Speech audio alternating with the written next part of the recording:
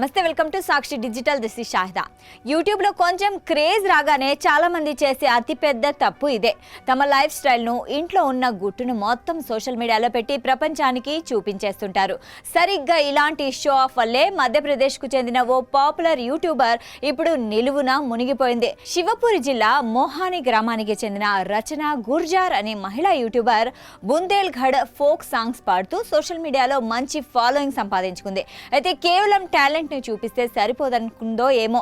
Recent వీడియోలో తన ఒంటిపై ఉన్న భారీ బంగారు ఆభరణాలను, తన రిచ్ లైఫ్ స్టైల్ ని తెగ ప్రమోట్ చేసుకుంది. రీల్స్ కోసం చేసిన ఈ ఓవర్ యాక్షన్ ఇప్పుడు ఆమె కొంప ముంచింది. ఏమైందంటారా?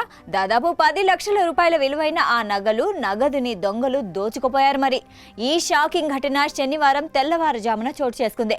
రచన గుర్జార్ తన కుటుంబంతో కలిసి ఇంట్లో గాఢ నిద్రలో ఉన్న సమయంలో దొంగలు పక్కా ప్లాన్ తో ఎంట్రీ ఇచ్చారు. దొంగలు ముందుగా ఇంటి చుట్టూ ఉన్న భారీ ఫెన్సింగ్ నే కట్ చేసేశారు.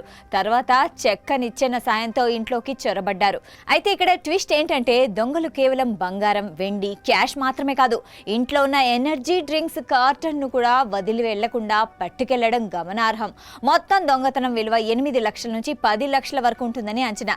ఇక దొంగలు ఎంత ప్రొఫెషనల్ గా ప్లాన్ చేశారంటే రచన కుటుంబ సభ్యులు ఎవ్వరూ బయటికి రాకుండా వారు పడుకున్న రూమ్ తలుపులను బయట నుంచి లాక్ చేసేశారు. తెల్లవారుజామున 4 గంటల ప్రాంతంలో మెలకు వచ్చిన కుటుంబ సభ్యులు రూమ్ డోర్ తీయడానికి ప్రయత్నించగా అది లాక్ చేసి ఉండడంతో అసలు విషయం అర్థమైంది. వెంటనే ఫోన్ ద్వారా చుట్టుపక్కల ఉండే బంధువుల్ని అలర్ట్ చేయడంతో వారొచ్చి తలుపులు తెరిచి వీరిని కాపాడారు. బయటకు వచ్చి చూసేసరికి ఇల్లంతా గుల్లైపోయింది. తాము లోపల ఉండగానే దొంగలు ఈ దారుణానికి ఒడగట్టారని, అంతకంటే ముందు ఇంటి చుట్టూ ఉన్న సీసీటీవీ కెమెరాలను వేరే వైపు తిప్పేశారని, దీనివల్ల వాళ్ల ముఖాలు రికార్డు కాలేదని రచన మీడియాతో తన ఆవేదన వ్యక్తం చేసింది.